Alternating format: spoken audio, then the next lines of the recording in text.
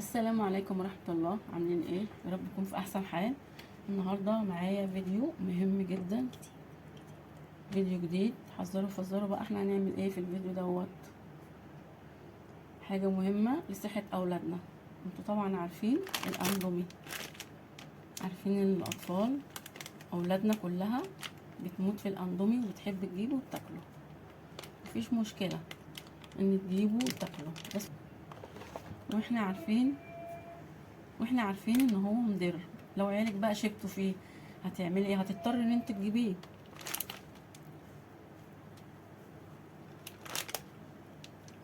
في الحالة دي هنعمل ايه؟ مفيش مشكلة ان احنا نجيبهم لهم، بس هقول لكم هنعمل ايه. يلا نبدأ، بسم الله نبدأ الفيديو.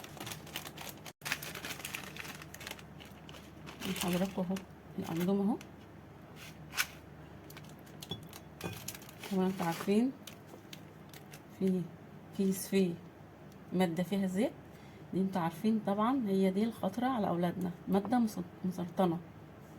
وهنا المرقة، احنا نستبعد المادة المسرطنة اللي هي الزيت ومش هنحطها، هنحط بدلها ايه حضراتكم؟ معايا هنا مفاجأة ليكم، حاجة هنا مغذية جدا، مرقة دجاج بالخضروات. هنا طبعا في الكيس ده المرقة ديت مغذية جدا بالخضروات، غنية بالفيتامينات، جميع الخضروات فيها. انا عاملاها على القناة بتاعتي، اللي اول مرة بيشاهدني يدخل على الصفحة بتاعتي ويشوف انا عاملة مرقة الدجاج دي ازاي. حاجة حلوة لأولادكم، مفيدة لجسمهم، مغذية. انا ما باكلش الخضروات يحطها في مرقة، يدخلها في مرقة الدجاج دي. يلا نبدأ بسم الله نعمل كسر الأندومي كده،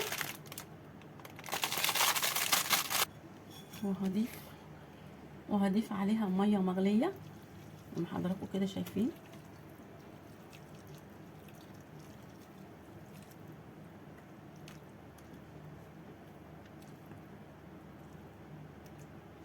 مية زي ما حضراتكم كده شايفين، وهضيف مكعب مرقة الدجاج بتاعنا.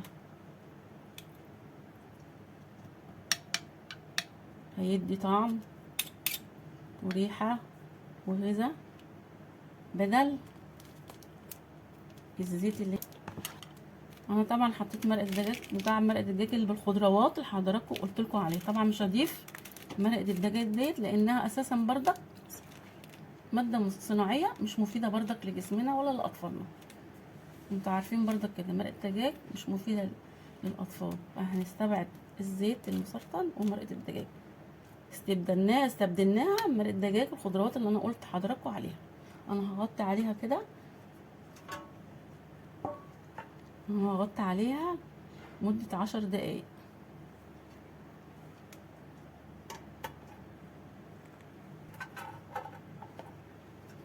وانا خلاص عملت الاندومي بتاعنا زي ما حضراتكم كده شايفين اهو اتعمل.